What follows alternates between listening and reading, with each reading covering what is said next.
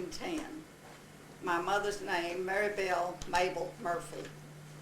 Actually, her name was, everybody called her Mabel.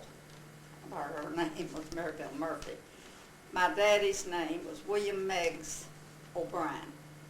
His father was a doctor, and his best friend was Dr. Meggs, so he named my daddy for him.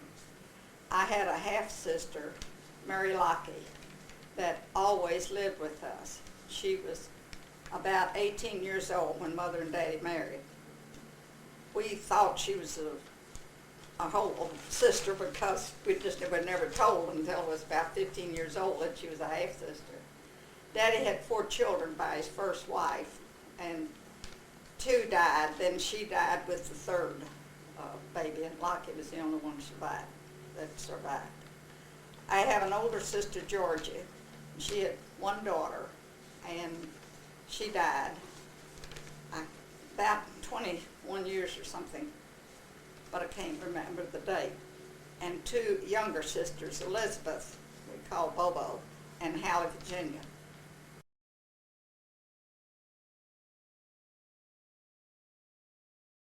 In those days, we had to make up our games and so forth.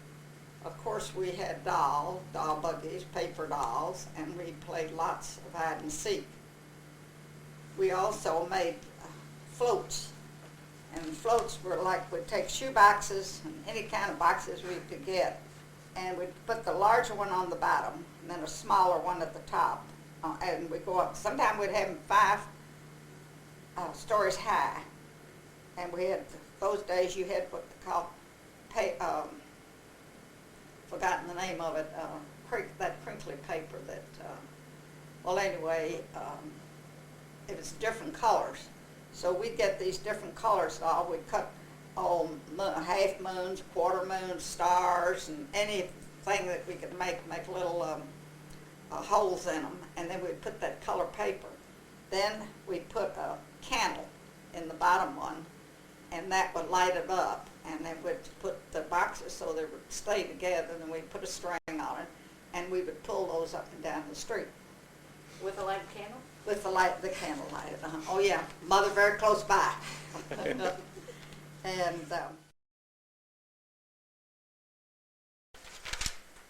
let's see, as I said, we had to make our own fun.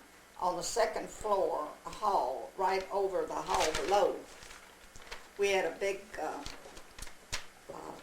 pot-bellied stove, and right the hall upstairs had a grate over the stove, which would keep the room warm. So we played there quite a bit. There was a cot with a spread that came down to the floor over the cot. We would get under it on our bellies and put towels or maybe old diapers as walls and we'd fix those up there to the springs with safety pins.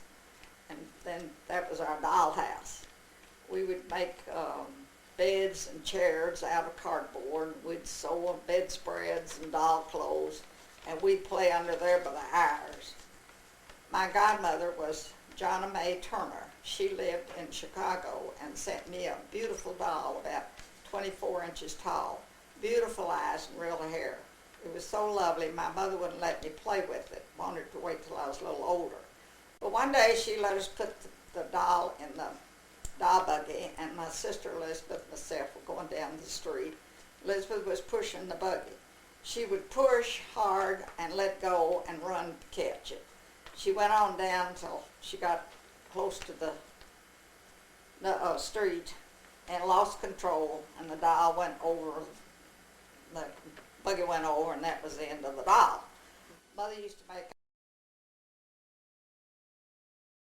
My mother had 3 brothers and an old maid sister, Hallie. She married when she was 70 to an old ex-boyfriend. He didn't have a cent. Got sick after they married in a few months, and she had to put him in a nursing home. Mother's brother Tom, who was just absolutely wonderful to us. He was good to Mother and did lots of things for her. And he was always would give us kids things, and he was very generous. And I seemed like to me I was always the one that the kids would sick me on to go ask Uncle Tom for something. So I was over there asking him to buy us a bicycle. Oh, is it a bicycle, a wheel, and a bicycle, a two? Yeah, well, that's what I thought. And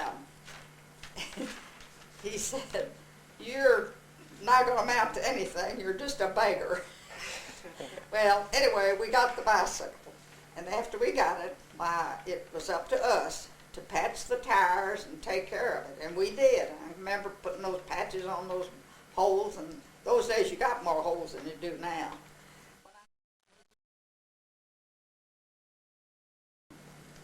As far back as I can remember, my grandpappy lived next door, and every Sunday, the four of us girls would go over to his house, and he would have a nickel for each one of us. And then he would take the funny papers out of the St. Louis Post-Dispatch. We'd hurry home to let Mother read the funnies to us. In those days, we could buy a penny ice cream cone, much, much smaller than the 5-cent cones at that time. When I was about 8 years old, I started cooking, and Mother had to go to town and left us there. I guess Georgia and myself, I think I was 8 years old, I decided I wanted to bake a cake. So I went in for Mother's recipes and tried to find the shortest cake recipe, and I found one, and I made the cake. And a little bit, Mother came in, and I said, "Mother, come here, I want to show you something." And I took her out the kitchen, opened the oven door because the cake was still cooking, and she looked at it, and she says, "Oh, did Hallie," my aunt next door, did she send cornbread over to be cooked? I said, "No, I've made a cake." She knew something was wrong, but she didn't say anything. But when the cake got done, I wanted to ice it. Well, she talked me out of it, but anyway, she said that she looked into the recipe book and found that I had left out the liquid, or it was left out in the recipe. So that was the shortest recipe, so naturally I used it. Well, after that, I started making cakes, and of course, those days you made them from scratch. And one of Mother's friends heard that I was making cakes, and so she asked me to make her cake. And after that, every Saturday, I baked a cake, iced it, put it in the basket on my wheel. It was about a mile to her house, and would take it to her, and she'd give me $1. Lots of money in those days. Sister let me out of class, and I would go down to the basement to the kitchen, and with several mothers there cooking, making candy and so forth, I would make chocolate fudge. I found out later, while I was out of class, Sister would read to the other children. She couldn't teach, of course, while I was missing. Mother and Daddy wouldn't let us do a whole lot of things, but we would save for a year our money so we could go to the Chautauqua. It lasted 1 week. When they had night shows, we would take lunch and stay after the show in the afternoon so we could go get a front seat.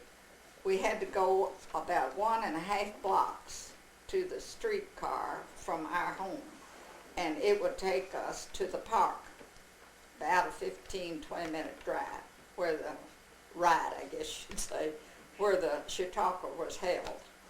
We had a neighbor who lived across the street that would call for me to go downtown or grocery store for her, and she would always give me 10 to 25 cents for the trip, or sometimes a stick or two of candy. Mother used to make ice cream, and we would love to turn. We had to turn the freezer. It seemed like ours. She would make what she called apple snow. She only made it when she could get a certain apple. It was good, good, good. I mean, it was good. These apples, my great aunt, lived above Knoxville, And back of her house, she had this great big apple tree. And those apples were about that big. But you see, they didn't spray or anything. They weren't perfect, but it was a mushy but delicious flavor. And when she could get those apples and come home, she'd, get the bugs out and so forth for them, and then she'd mash them up like an applesauce. But it was a fluffy apple, but it made delicious applesauce. So then she'd put that in the freezer and make it. Oh, it was so good. I don't know whether we have that recipe. But we always had beautiful hats because Aunt Hallie worked in a millinery shop. In those days, people were not supposed to work, and wasn't considered just the kosher, I guess you'd say. But anyway, Aunt Hallie was different. She had the 3 boys and 2 girls, but Aunt Hallie was independent as the dickens, and she wanted to work. So she went down there and got herself a job, and Grandpappy had really worried him. But anyway, she worked, and she was really gifted as far as making beautiful hats. So we were lucky that we had pretty hats. Not always so many clothes, but we had the hats.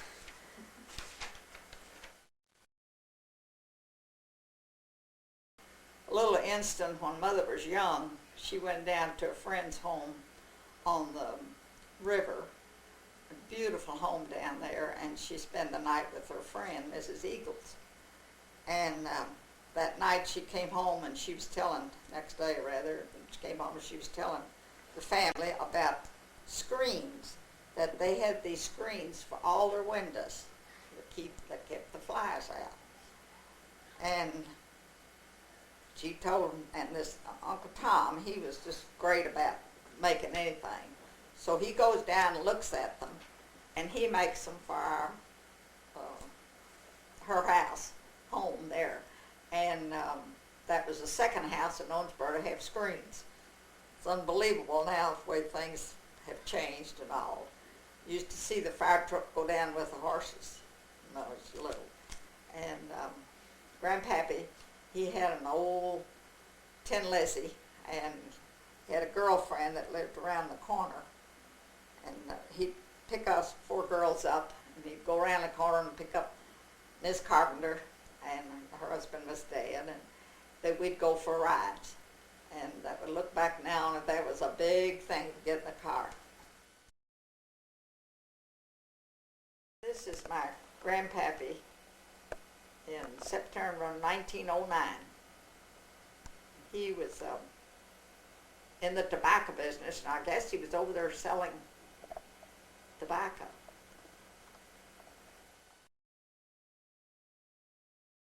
My best friend, Helen Payne Gillis, would come spend the night and want to go, and I would go to her house. We would have lots and lots of fun. She lived quite a distance from us, and it was some walk to go to church from her house. Her mother and father, well, they were right well-to-do, so she always had a new outfit for Easter and any other time, and hats. And she had this beautiful white dress with a cape that came about halfway down her back. And I loved it so that I went downtown with a little of my money and bought some white material, which didn't equal her material, and made the dress. Well, I was so proud, and I strutted in that dress, and I know it must have been a disaster, but anyway.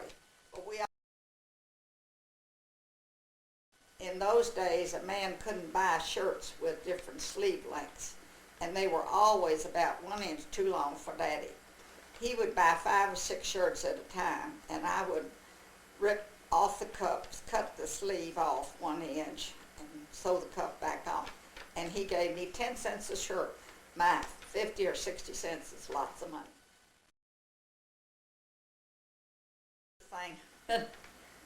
I was quite young. I loved Limburger cheese, and Daddy would go on Thursday nights when they had their meeting, and he'd bring home this big Limburger cheese. You just can't get anything as good as that this day and time. I mean, real Limburger cheese. And I guess it woke me up, because it does have an odor. And I'd wake up, I think, like every time, and I'd get to have some of that Limburger cheese. He'd bring it home to mother. And I'd get up at night and have that Limburger cheese. It was so good. Then let's see. There was a couple, Jim and Margaret Kennedy, that lived next door. And they had the first earphone radio that we knew of. We, the four of us, would go over next door and take turns listening in, and we would get so excited when we would holler out, "I'm getting Cuba," or some other place. I know he could have killed us because we kept him from listening. He died at 8. We all took music, all of us. Elizabeth the violin, the other three of us, the girls, we took piano.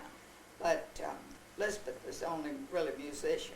She played in the Owensboro Symphony Orchestra, and then they had a little some doctor and another girl and herself. They played with where they could play just three people together, and she was really very, very talented. Also, she has lots of beautiful pictures that she's painted. And there's one in my room over the desk. I don't know whether you all see it or not. But anyway, and funny thing, when Daddy was mayor, he started the library, and he built it's a beautiful building. It is now the Art Museum. And he had the library built there, and it costs, I guess, $6,000, because the next mayor came in, the debt was still there, you know, and he was trying to make Daddy pay the $6,000 for the library. And now, when you look back on it and you see how important that library has been, and now how beautiful library that we have, and this original library now is the Art Museum, and still a beautiful building. And so that's the way people go. And Mother, when the waterworks, of course, Daddy being mayor, I guess, she turned the faucet to turn the water on in Owensboro that flowed through for the first time when they had water into houses. A little instant. Daddy developed angina when I was about 4 years old, and was unable to walk any distance. He worked for the Central Bank and Trust Company. We didn't have a car, so he took a taxi to work, and one of the men from the bank would bring him home.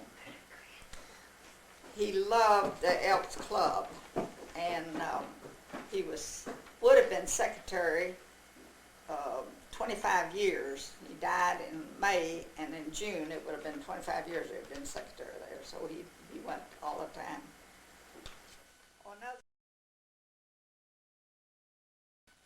Daddy died at age 65, a few weeks before I graduated. A man from the bank called and said he wanted to know if I would be interested in working in the bank. He said I didn't need any special training. I would learn on the job. We always went to a dentist whose office was upstairs, and it looked right at the window. Out the window, you'd look right down and see the bank. I remembered I would look down in the bank and think, that is where I want to work. I worked about 2.5, I worked about a year. Then the bank closed, the Depression. No job. I didn't know what I could find. In about a few days, a man from the bank called and wanted to know if I would come down and work for the bank examiners, balancing the individual checkbooks. I was thrilled to death. I worked around 3 to 4 weeks.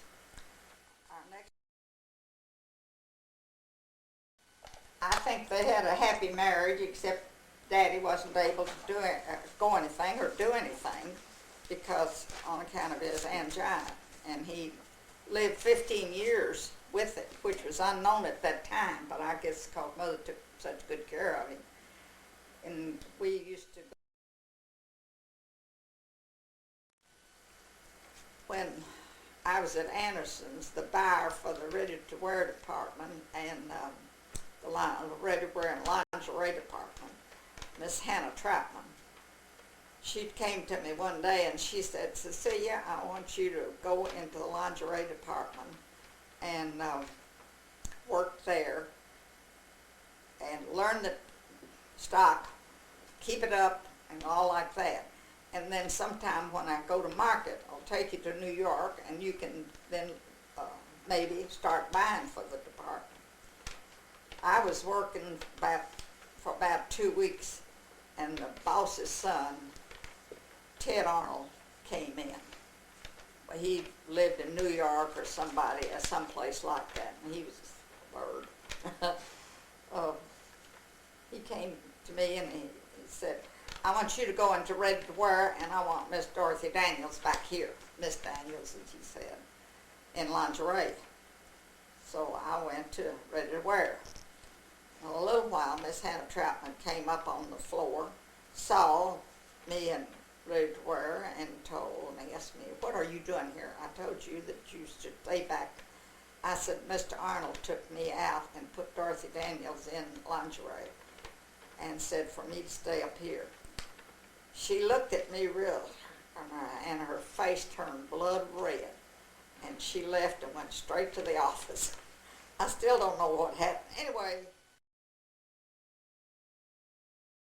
I have a friend that lived out the Kennedys, Jim and Margaret Kennedy, and almost every weekend after I broke up from this other boy, why, I'd go out there and spend the weekend. And she had 2 little children. Well, actually, they were the couple that had the radio, and the one that I was real close to them. So one time it was sleeting and raining and all, and John had come in from school, and he was working for tobacco warehouse then, and then Mr. Kennedy was foreman or something, I don't know, but anyway, they had gotten together and talking and all, so for some reason or other, John was with him down there at the grocery store, and he says, oh, shoot, Mr. Kennedy, James Kennedy said, I gotta go call my girlfriend. Just as sure as I get home, Margaret will say, go pick up Celia. And so I better call to see if she's coming out. And John said, oh, let me call. Let me talk to her. So got on the telephone, and he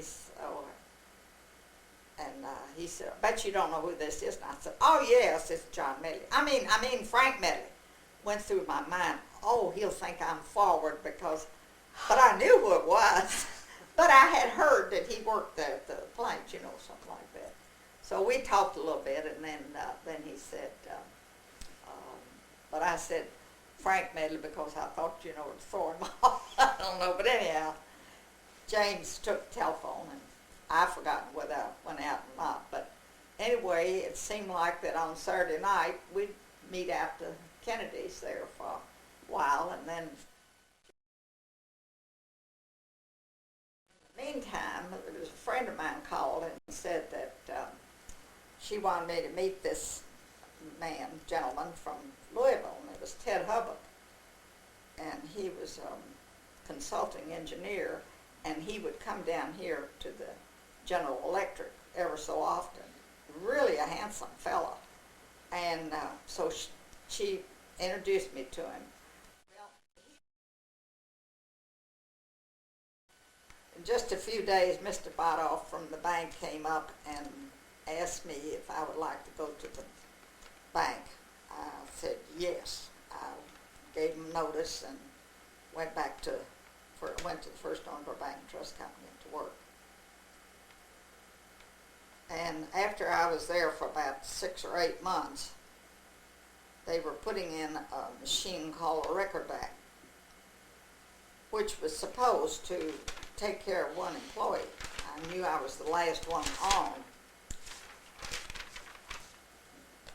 I can't find it. Last one on, so I knew I was going to be let out. And so sure enough, it happened. But when he came to tell me, he said, now, there's a woman that works in notes, that note department, and I understand through the grapevine that she is not going to do what I want her to do, and I don't believe in a woman being not note department. I think a man belongs there. Well, she'd been doing this for, I couldn't tell you how many years, maybe 10 years, which he was very prejudiced toward women. He loved women, but not. Anyway. So, but he said, in the meantime, Sears and Roebuck is coming to Owensboro, and they're moving in downtown, and they need somebody in the office. So he said, now, if you're interested, I definitely was interested. Those days when one parent died or something, why, there was no Social Security or anything, and on the way, you know, and we had to help Mother, so we always gave her a part of our money that we made, and I was making $15 at the bank, so you know, but I know I gave her as much as $5. And then we had,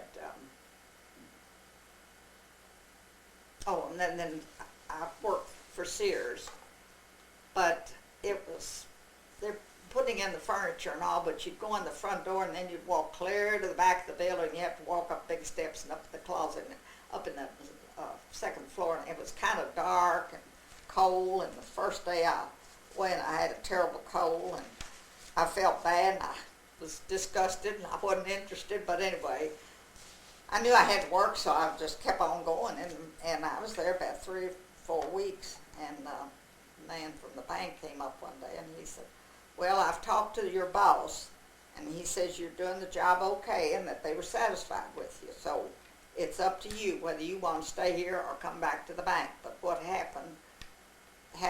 What they thought would happen, happened, and said you can have your job back.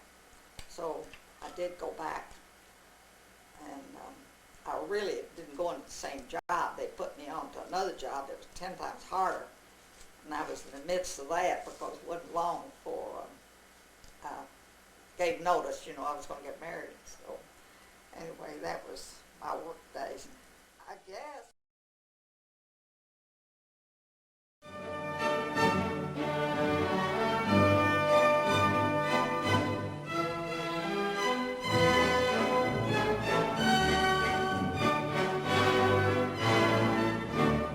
One day John came in, and we were in the dining room eating, and I asked him if he wanted dessert, and so I went out the kitchen to fix him. I think we were eating desserts at that time.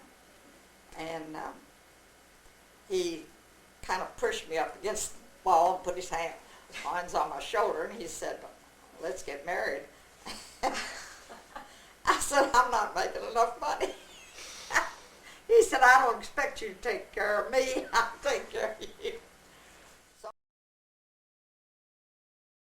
a picture of John's father. He was Thomas Aquinas Medley. And then this is a picture of his mother. And she was Flournell Wathen Medley.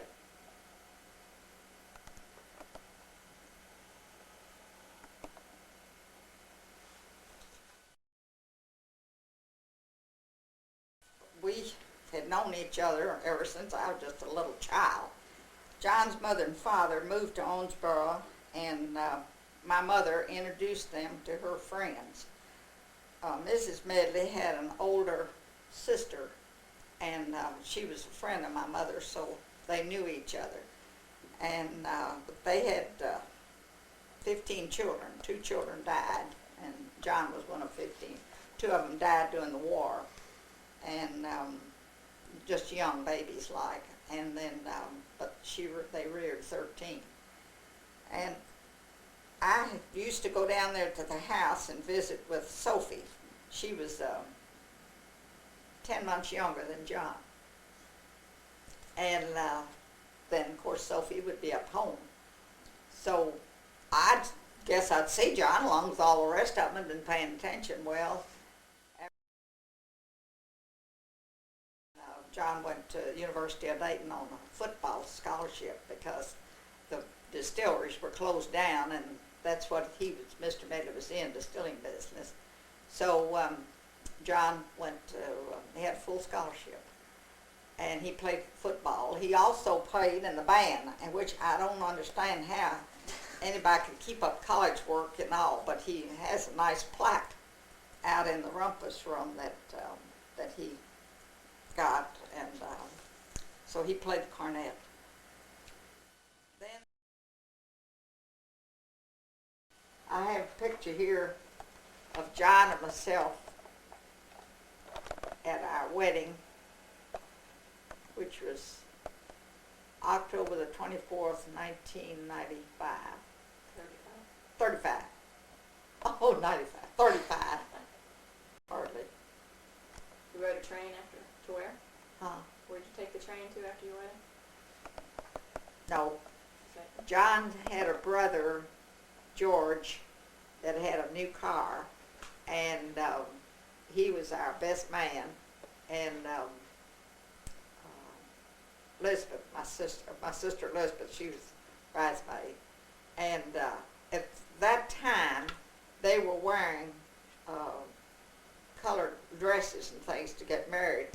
And I've been asked by some of my children, mine's kind of wondering, you know, like, Mother, couldn't you wear a white dress? I said, you're darn right I could wear a white dress. I was a virgin when I got married. But that was your wedding dress? And it was brown velvet. And Miss Cootie that lived next door, Aunt Hallie was dead, Miss Cootie next door, she said, when I found the little brown hat, she said, I'll get a feather. And I got a feather, and she put the feather on my hat. And then Elizabeth wore green velvet. I felt like it ought to have been the other way around, but this fit me. And this Miss Hannah Troutman, the one I worked for at Anderson's, when she went to New York, she got these dresses. And I'm wondering, I bet I couldn't have paid more than $10 for it, because I didn't have money. And with Mother, with Daddy dead, she, you know, had her hands full keeping up the thing and all. And well, we lived there until I got pregnant and showed. We were married October 24th, 1935. And Mary Watson came 1937, January the 2nd. So we were married about a year and a few months for that first baby. But when I was young, I used to love babies. And I made the statement to Mother one day, I hope I have 100 babies. Ended up with 9. That's a whole lot closer. That's close to 100, it feels like. But before I got married and the engagement came out in the paper, this friend of mine across the street came over. She said, why, I see you're going to marry a Medley. I said, don't you know you'll have 1 million kids? Anyway, it was worth it, every bit of it. And we've been blessed to have healthy kids and all. They started the distillery, and we were married, and John was working down there, and of course he wasn't making much money, so he worked at night at a liquor store. It's just a clerk in there. And his daddy had Parker, George, and there were three of them had that. You know, I can't remember right now. I'm a little bit confused. I don't know whether when we married, no, that was Mr. Medley. They had their distillery, and then they sold that. I don't know who they sold it to. then the boys, Mr. Medley's sons, John, Wathan, John, Tommy, Ben, and Eddie. That was the five brothers. That's the five brothers. They started the distillery. And well, John, when I was working in the bank, they had auctions on the courthouse square every Saturday. And he had come into town for something, and he spied, this was just before we were married, he saw a desk, and it was an upright desk with a let-down top, and it was walnut. And he said, see, you'd get the colored man over at the bank would go over there and buy things for people or see something he wanted himself or would buy it. So I got, George was his name, I got George to go over there, and I said, well, how much you want to pay for it? And I think he said maybe $10. And George came back, I said, did you get it? He said, yes. And I said, what'd you pay for it? $15. I thought, I don't have $5 to put in there. See, I told him not $10. So he said, well, it's worth it. Said he won't care. I thought, now I can't start out wrong, so I'm just going to go and tell him. I said, Johnny, it costs $15. I told him 10. He said, that's okay. So we had a desk. Well, my aunt had given us $50, so I went to Sears, and they had a gray granite gas stove. So we had our stove. Well, my aunt that had the house there was a big old barn, which they had made the barn part they used as a garage, but there was stuff stored up there. She says there's a table and 4 chairs. So I went up there, and they were oak, and we painted them black. Of course, now some people would scringe because but I never did like oak. I always liked mahogany or walnut or something. And so we had our chairs and our table and our stove. Well, then we had to buy our ice box. We had to buy that on time. So we bought that on time. Well, I had the rug and the desk and the table. Somebody had given us a little book stand for a wedding present, and somebody had given us a lamp. And so I was at Sears, and looking around or something, and they had just brought in these beautiful white, they were gorgeous, white gas stoves. $50, and that's what we paid for the granite. And the man was standing there, I said, I could cry. Less than 2 weeks, I said, I bought that old granite thing and said, here you got. He said, we'll exchange it. I said, I've used it, always haven't used it that much. They brought that white stove out there, put it in, took the grade back. Can you imagine anything like that today? And so I had my pretty white stove. And of course it looked so pretty because you didn't see it. You had never seen anything like that, you know. So we were pretty well fixed up with the apartment. Well, we lived many times when he traveled a little while for the distillery after we. That was for his daddy's distillery. That he was working for that because he traveled and yes, at first that was his father's distillery because his Uncle George, John was on a trip, and I was expecting a baby, and so I called him one morning early and said that I was going to the hospital, and he said, well, he'd get hold of John.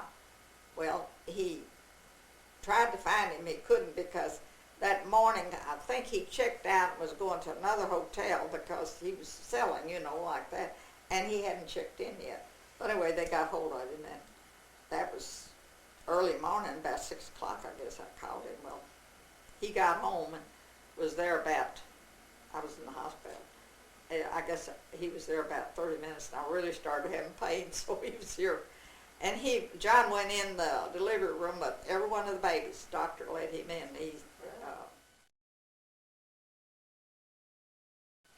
John had made the statement or something. He said he really wanted to study to be a doctor, but he knew he couldn't afford to, so anyway. He seemed to be happy, but I think he would have made a good doctor, and I think he would have loved it. But anyway, those days they didn't have anything because they, of course, the distillery part, but wasn't any money coming in. I guess they owed it all. And, well, it was a busy time, but I look back now and I don't know how I did it because I did all the cooking. And for a long time, I had just a woman that would come once a week and clean the house. And she was a sight. She had a tooth here and a tooth there, smoked cigarettes, vow and declare that the boys and girls were smoking and dropping the cigarettes, ashes over the house, and I know it was her. But anyway, she was as kind-hearted and good as good. It was a black woman. Well, you have one child and you do, for that one, and you get through, and then your next one. Now, sometimes when I get pregnant, I think, how in the world can I take care of another kid? And this one's in diapers, and that one's in diapers, and all, the baby'd come and just fit right in. You wouldn't notice anything. And then, but the part that I can't remember, can't now, since I don't do anything, and I don't get anything done, how, with all the washing and all, that we had so much company, and we entertained all the time. John would have people that come in from up east, and he'd ask them out to dinner, and they'd come, and that was, party with the dining room. And then the children, they would serve. They'd serve the biscuits, the little ones, and the others would come on. And then we had go. Well, we first married, we had that first apartment, and then the second time, while we moved we had to rent a whole house, and then we sub-rented upstairs, and we lived downstairs. We lived there for so long, and then the Medley said they had some land right next to the park, and if we wanted a lot, we could have the lot. Is that the kids? They had the lot, and that we could build a house. So we built a house. We had 2 bedrooms, dining room, living room, kitchen, and a full basement. And it cost us $2,500. We then, later on, about 3 years, we had a stairwell built and made 2 rooms upstairs. And that cost us about $5,000 in just a few years. And then when we sold a house, I think we got over $15,000 for it. And then we came out here. But we lived out here when Mary Watson, that was the first place we moved after we were on Davis Street. And we lived out here, and Mary Watson was born while we were living here. That's our first child. And then we had 8 more children, and the 9th child, we were living here when we bought the house. But when we were living here, it was for sale, and we could have bought it for $6,500. Well, if we'd gone to the bank to borrow $100, it looked at us like we were crazy. We couldn't buy it, and that's when we moved down on Parish Avenue, and I had to rent the whole house down there. The reason we moved from here was that they sold the house to a preacher Smith, I think they called him, and they raised the rent, so we didn't want that, so we moved another place. And then we built our little house down there, and we had a nice backyard and had a fence, and entertained all the time. I can remember we had a party out in the yard with the grown-ups, and we had all that bunch of little ones, and I took the corn. We would fix corn out there and pit, and I took the corn. I'd take my hand with butter and go up and down the corn and get it to the kids, And Charlie Fields had the big Field Packing Company, and he and Mildred were standing there, and Charlie says, "Now, Mildred," he said, "that is production." When I was doing this corn and going like that, he said, "That's what production is." So I was, I guess, doing a lot of production.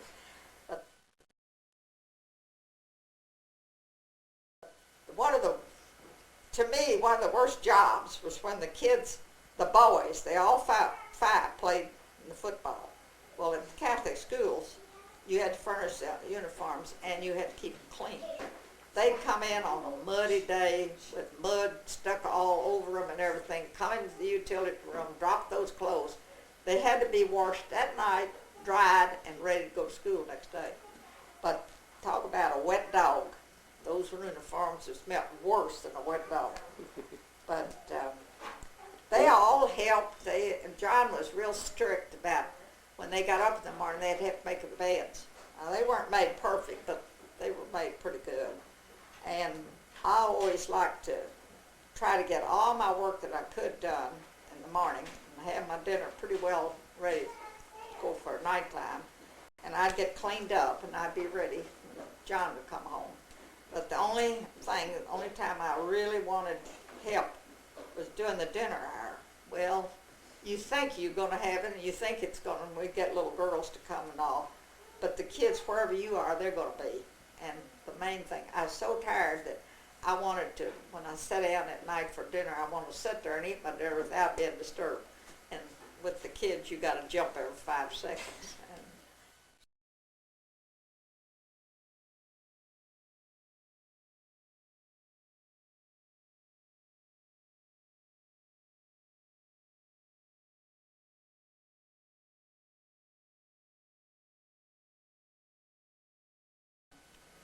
they went on, had it long time, and then they decided to sell it, and which was kind of a blessing because after he sold it, you know, bourbon just really, market went down. When was that? And About what year?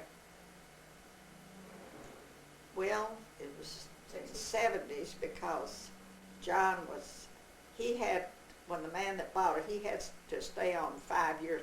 I'd say it late 60s or 70 because he had to stay on 5 years. And, I mean, that was in the contract for him to work 5 years with them. And then, and he died in 81. He was at Quality Beers for a while, too. Well, he bought Quality Beers. That was after he was out. This man came to him and said there was a franchise, that he was giving it up, and wanted to know if John wanted to buy the franchise, and he said yes. So he bought it, and it was nothing, absolutely. And so he asked John, he said, do you want to run the wholesale house? And so John said yes, and he was just coming out of college. So John had an office up there, but he didn't do anything. John Jr.'s one did a beautiful job and has worked hard day and night, and he's really made a wonderful business out of it. And all of them should be very thankful for him because there never was anybody more honest and all, and he just has done a beautiful job. Worked hard, many a night and everything, but we were very fortunate after so many years because the Steeles had the Miller line, and they were in politics, and they knew so many people and all. They're a wonderful family. I love all of them. But big competition, so we could hardly grow. And when the boy that owned it decided that he was going in the coal business, and he was going to coal, that's where his father had made all the money, his money. And so he went into the coal business, and he sold the franchise. And so just as soon as it sold, went to another company. Why, our company really got to working on all these different people, you know, that they didn't have to, they weren't, you know, they were friends with the Steeles too, and they didn't matter then, they were out of it, so then they started, and that's where we started with good business and good hard work and all, and we made it into a tremendous business.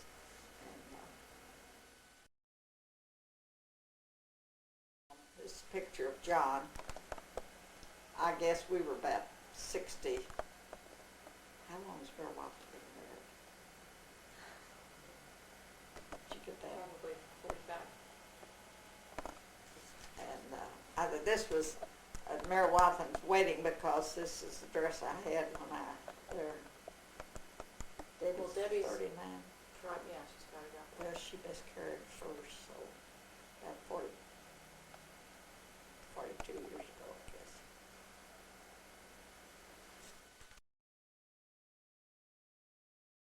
But I've always said that a woman should have her account and keep her money and be independent, but not, I mean, I just think that's the way it should be.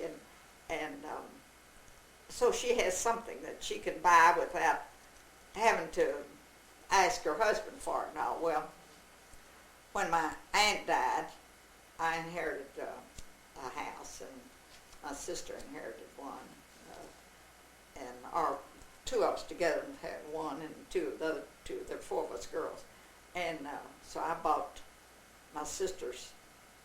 She lived up in Charlestown, and she couldn't take care of the property or anything, so I paid her for half of the house, her half of the house, and I had rental property then, and I would take care of the property, and which is a wonderful thing to do. I did all the rental and everything of it, but it was a terrible job, and I had 2 apartments in that house, 3 apartments in that house, and then I bought the house next door, and there was 2 apartments in that house, and then I bought Lockheed. My oldest sister owned a house over on Crittenden.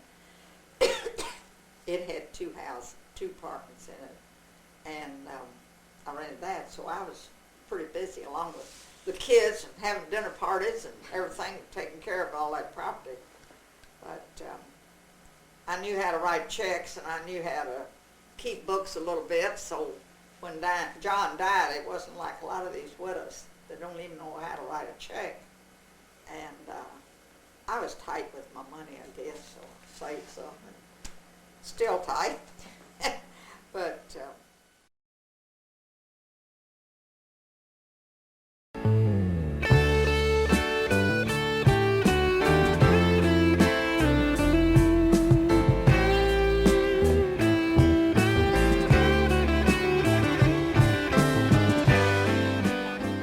Ben was built and looked like his daddy, except he was taller and his shoulders were broader. He had tremendous shoulders, and he had married Denise Miles, and they had one little baby. And Ben played the organ, and he had his band. And of course, it wasn't music to me. I just couldn't understand it, and I never did appreciate it and think about it so much. But Ben really was a good musician because he could transpose music, and it was the funny thing. He'd take Mozart or some of the big artists, and he'd take their music and put it into his, and he would study that. And I really didn't know that because I couldn't hear it because it was beyond me. All to me was noise, and they all sounded alike. But anyway, that's what he loved. Get jammy bluesy music's on my mind, keeps my woe so benign. Playing music ain't the only thing I do, but it helps me keep my mind sick and with this headache. And they always, I could just shoot the kids. They act like they're protecting me, but they're not protecting me, not telling me things, But anyway, his cousin, first cousin, Jimmy Medley, his wife, she, can't think of her name right now, Jean, I believe, she would take him to the doctor. And the doctor said, oh, you just got a bad headache, and give him something, to take, and he'd leave. Then he had,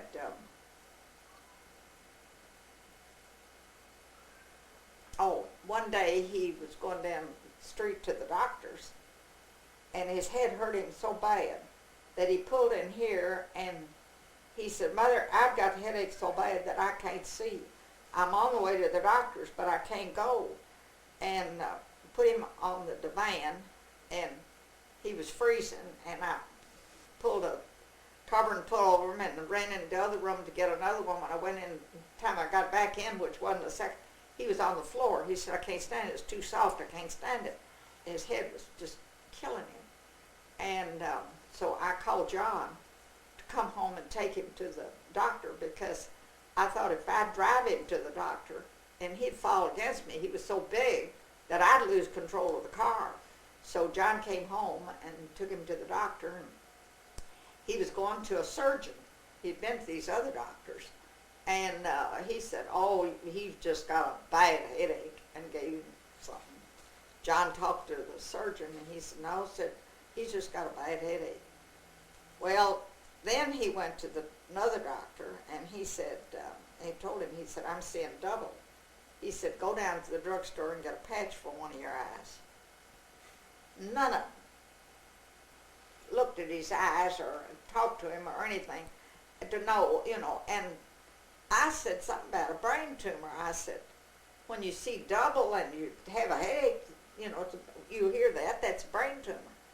So, but anyway, then he started having, they said we took him to a doctor. He called Mary Wathen, that's my oldest daughter, and said, Mary Wathen, he said, something's wrong with me, something seriously wrong with me. He said, do you think Mother would call Dr. Moore? And she says, of course she will, but then he called me, and he said, would you call me? I said, well, Ben, I'll be glad to call him, but now I'll tell you what you do. You call the doctor, and you tell the nurse your symptoms. But if you can't get in right away, I will call the doctor myself and tell him, because sometimes the nurses don't get to the doctors. But they said to come the next morning. So went the next morning, and I took him out. And I sat there, and he took him in the office and looked in his eyes. He wasn't gone 5 seconds. And the doctor came out to me, and he said, this is serious. This is very serious. Said his brain is so swollen that it's just about ready to, I guess, to explode nearly. It was just, terrible. He said, I want him to see, we have a specialist here in town now, and I want him to see him. Well, he called him, and the specialist wouldn't take him because he said, I'm leaving town. There's no use in me looking at him because I couldn't take care of him, so he wouldn't see him. So then he sent him over to the hospital, and they had a brain search or whatever they do, different things. Then he said, I want him to go to Nashville. Well, there was a doctor down there, I can't think of his name right now, that I knew about, and it was so good actually.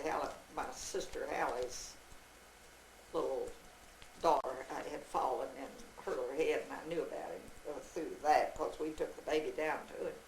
Well, anyway, we went down, and the doctor looked at him and examined him on. I know John and Denise, his wife, took him, and the doctor said that for him to go home and enjoy Christmas and come back just right away after Christmas, because he said Christmas time most all the nurses are gone and the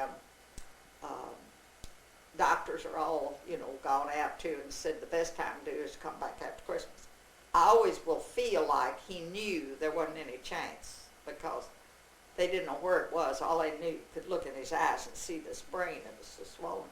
But the funny thing about it was he would go to a chiropractor when he'd have one of these bad headaches, and it was almost instant relief. Somewhere in the manipulating of that would relieve that pressure that was in it. It was at the base of the spine. And so right after Christmas, John and Denise drove him down. And then, but she had a terrible cold, so she was staying at Mary Wathen's, which is, I don't know, it's 25, 50 miles from Nashville. And so she was at Nashville, and they got a call to come. And that day we were getting ready to go down, John and myself, and they called and said for Denise to come right away. and Mary White had just washed her hair and it was wet, and so she said that Denise was sick with a cold, and they said to make a difference, come right away. So before they got away, they called again, and so of course they called us, and we said, well, we were just about ready to leave the house to go down. So we got in there, and he was in a coma, but he was already in a coma when they were calling Denise, and he just lasted I don't know, a few days.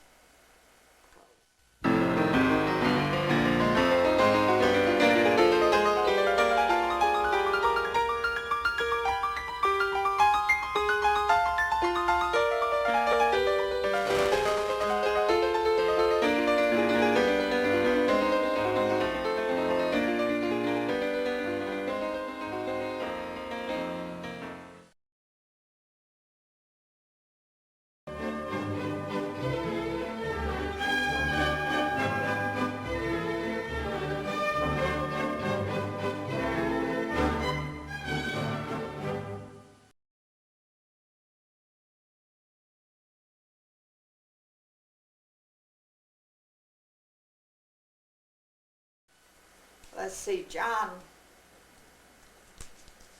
then when John got sick, well, we were in Hawaii, and John said, let's go back to the hotel. So I said, are you feeling bad? He said, yeah, I don't feel too good. I said, where do you feel bad? He took his hands, put it up in his chest, and that scared me to death, because that's where everybody died with hearts, you know. So we went back to the hotel, and we were on a trip with people, so we stayed there and stayed close to the room, but there was an eating place that was just a little bit, maybe not less than a half a block, that we'd take our time and go down and eat and all, and he made it all right, but coming out, he had to carry the luggage, and I was scared to death because he broke out in the sweat, and you could see it. But I didn't know what to do. You know, sometimes you're dumb. Now, look, I would have known what to have done. But anyway, we made it, went back to Louisville. No, we came in Cincinnati. While we were in Cincinnati, I didn't want him to touch anything. And I had bought crates of pineapple for all the kids. And I took our suitcase, grabbed it because I didn't want him to touch it, and I put it over by the door, and then I was going back to get the other boxes. And I turned my head just slightly, and I saw that man lift that suitcase and go out the door, and I went running to him. I said, you got my suitcase. He said, oh, I have. Oh, I'm sorry. And he was putting it in the back of the truck. Well, before they had gotten the luggage back down there, I saw guard go through and look around, but he should have stayed there, you know, because they said they were stealing luggage, so he might have been in on it too. But anyway, I saved my luggage, and it would have really been gone, because when he put it in the truck, you couldn't see it. So, but he died about next year, so he was 81 when he died. I'd say around In 79 or 80 when we 1981. went on that. No, it had to have been around 79 because seemed like he was in pretty good health. So then he was sick for, well, he just seemed like he went downhill, even though his heart didn't bother him at all anymore. And we had an appointment. We'd go every 3 months. And every time we'd go, I just kept him on the same medicine, and he was fine. But this one time in May, I think we had an appointment, and John said, I want you to look at my hands. He says, you know, I can't get them closed. Well, he had never said anything like that to me.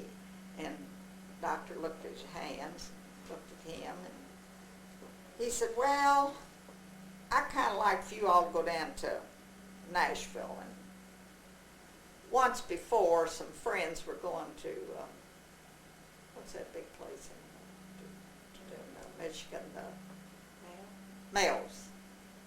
And they took us up there, and one of the people, you know, went as friends with them.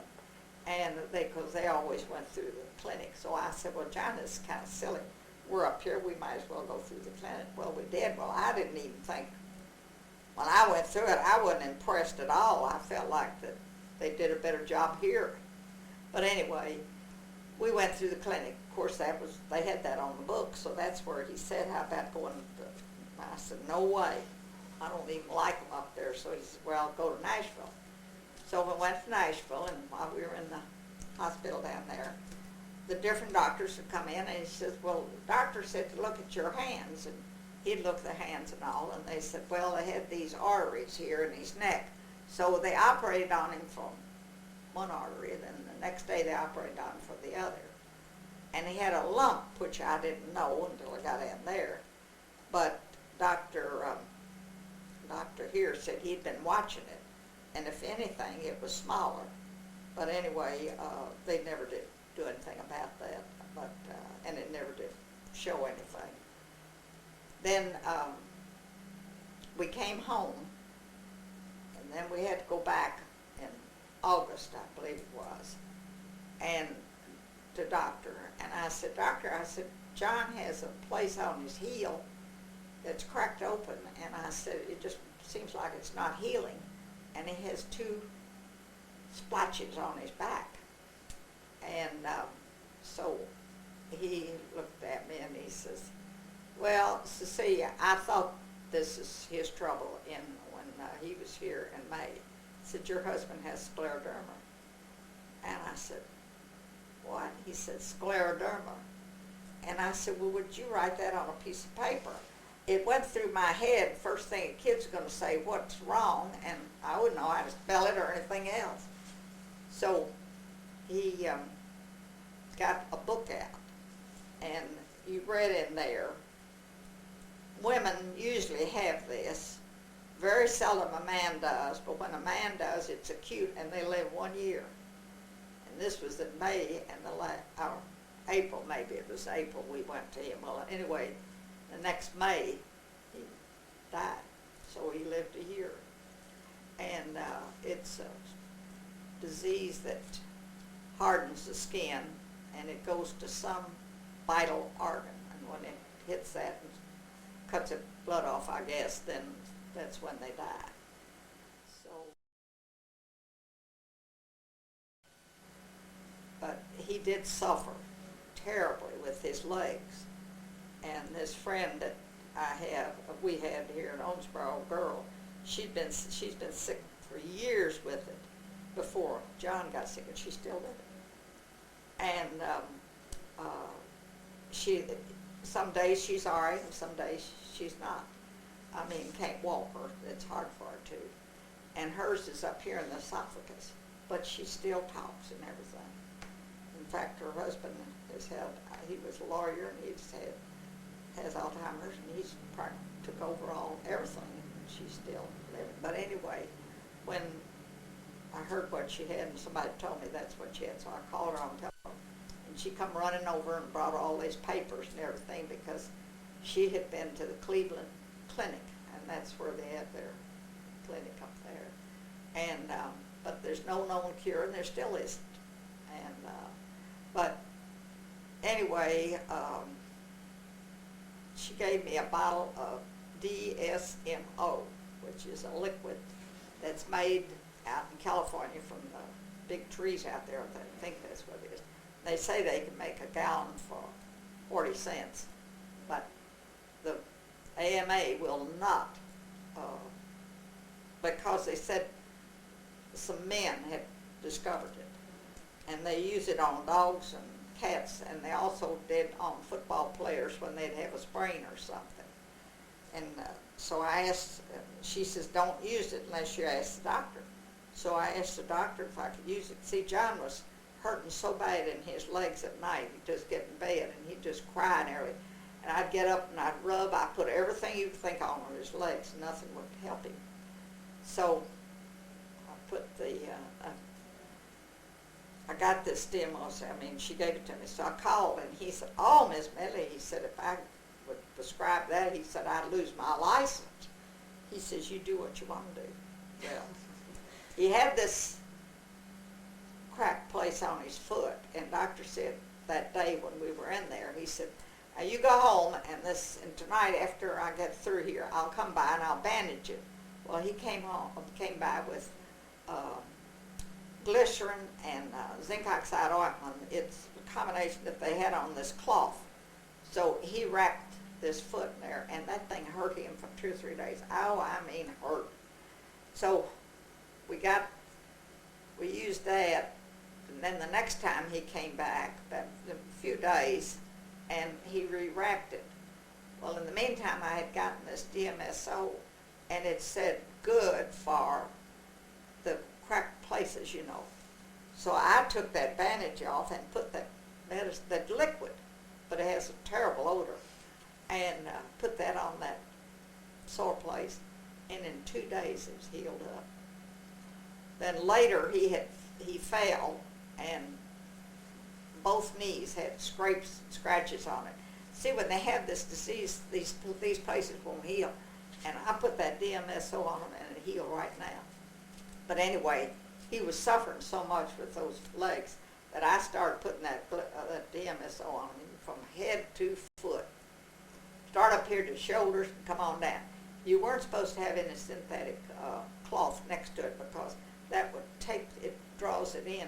It would take the chemicals or whatever it is in there. So put a cotton towel down on the commode and set him down there, and I started with the top.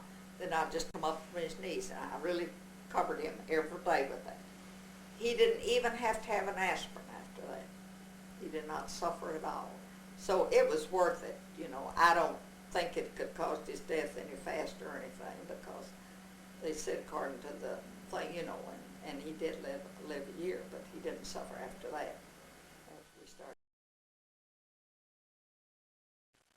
John was great up until slow like. Now we would go to mass every morning, and we rode our wheels, and I wanted, after we got out of church, I'd say, well, let's just ride on down to the hospital and turn around and come back, which is Mercy Hospital, and about several blocks from here. He wouldn't do it. I'd ride on down, you know, because I wanted a little exercise, and he never would do it. And I think then he just wasn't feeling good, but he didn't complain. He never would complain. And he had a garden after he he was retired, I guess. Had that garden out in the backyard, and then we had a vacant lot over on the back on the alley, and he put garden out. Well, that time the children was all married and gone, and he would go out there and work in that garden for the hours and work hard. And then he'd bring in beans or greens or something, 5 o'clock in the evening, and I'd want to kill him. At that time, I'm tired. I don't want to be fooled with stuff. We'd have to can all that. And he'd say, call one of the kids. I said, not a kid wants that stuff, and they're not going to fool with it. And they didn't, but I couldn't get him to play golf. He wanted to, his garden, that was his love, so he worked in it until, well, I guess a year before he died. And he just never did get a chance to. And that's what way Billy does now. He's crazy about his place down there, and he has his garden and all. But some people like gardens, some people don't. When did you start playing golf? Well, I didn't start until I was about 75 years old, I guess. And a friend of mine played, and she begged me to go out. Well, we belonged to the club. So I went out and I took a lesson from her, or maybe several from this pro, but he wasn't a good pro, because I don't believe in anybody telling you you'll never be good. I think it's a mistake. And he said, you'll never be good, but said you'll enjoy coming out and playing. Well, it, of course, turned out like that, but nevertheless, it irked me. And so I never did take any more lessons, which I think I was wrong. I think if I'd waited a year or two, and we got a new pro that's gone out and tried it, you know, again, I think maybe I might have been. I don't know. But now, believe it or not, I feel like I could almost go out and play. That's how much better I'm feeling now than I did in the last 2 years. That Celebrex is marvelous. So,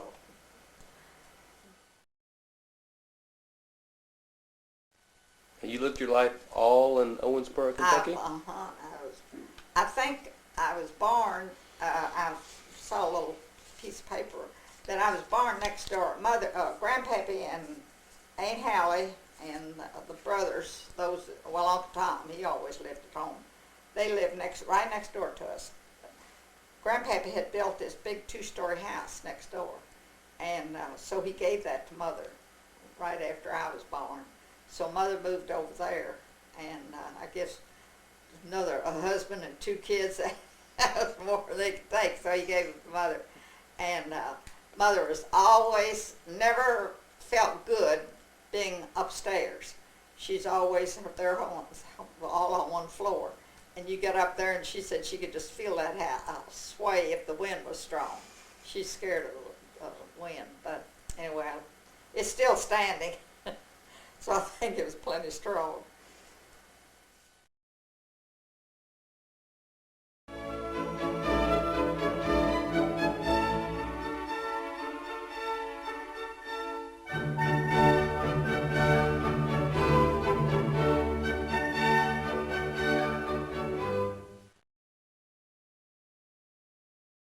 I have 26 grandchildren now and 33 great-grandchildren. I don't know how many more because there's several that are not married yet. And, You've been blessed with your line. I've been more than blessed. We have all those children, all those grandchildren. They're all healthy kids. And it's, you take that many people and so far, they're all good kids. Of course, now, I don't hear everything, but I still say they're all good kids not because I'm the grandmother, but they are. As far as I know, everybody's good. Some of them struggle worse than others, and some have more than others and all, but they seem like when we have our get-together on Christmas Eve that everybody enjoys it and likes to be in there all, and they love to see their cousins and their new kids and all that stuff, and it's a lot of fun. I hope I can continue till I die. It looks like I'm not going to do that late pretty soon. That's right. Well, the only thing I can say, without God, you don't get anywhere. And I'd say keep up your prayers and pray. And then make your kids mind.